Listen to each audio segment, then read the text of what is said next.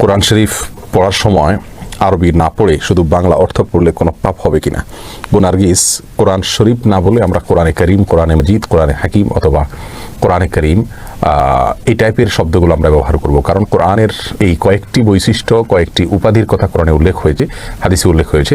যদিও শরীফ বলাতে যে কোনো অসুবিধা হয়ে যাবে সেরকম না, বড় কোনো সমস্যা হবে তা না, কিন্তু কোরআনকে যেই উপাধিতে আল্লাহ সুবহানাহু ওয়া তাআলা নিজে ভূষিত করেছেন সেই উপাধিগুলো বলা নিশ্চয়ই ভালো হবে আমাদের দেওয়া উপাধির চাইতে। শরীফ এটা কোরআন বা হাদিসের দেওয়া উপাধি নয়, যদিও এটা বহুল প্রচলিত আমাদের দেশে। কোনো সমস্যা, আমি আবারও বলছি, এর কারণে কোনো যে গুনাহ হবে, কোনো হবে তা না, কিন্তু কোরআন এবং সুন্নাহ যে শব্দ, যে টাইটেল ব্যবহার করেছে সেটা ব্যবহার করলে ভালো। শরীফ শব্দের অর্থ মর্যাদাবান, অতএব মর্যাদাবান কোরআন বললে প্রায় সমার্থবোধকই হবে ওইগুলোর বিধায় কোনো সমস্যা হবে তা বলছি না, কিন্তু তা না বলে আমরা কোরআনে মাজিদ, কোরআনে হাকিম, কোরআনে কারীম, কোরআনে মুবিন, এই চারটি যে কোরআনের পরিচয় আল্লাহ সুবহানাহু ওয়া তাআলা দিয়েছেন বা লকব টাইটেল দিয়েছেন সেগুলো বললে বেশি ভালো। যাই হোক, এটা পড়ার সময় আপনি জানতে চেয়েছেন আরবি না পড়ে শুধু বাংলা অর্থ যদি পড়েন তাহলে কোনো পাপ হবে কিনা? উত্তর হলো না।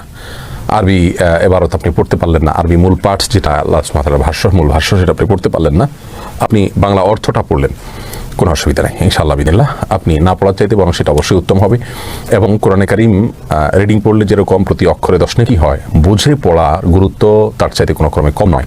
বিধায় একজন মুসলিম বুঝে পড়ার জন্য অর্থ পড়বে, তবে সম্ভব হলে ভালো একটি ব্যাখ্যা গ্রন্থ, কোনো একটা তাফসীর, কোনো আলেমের সাথে পরামর্শ করে তার তত্ত্বাবধান থেকে আপনি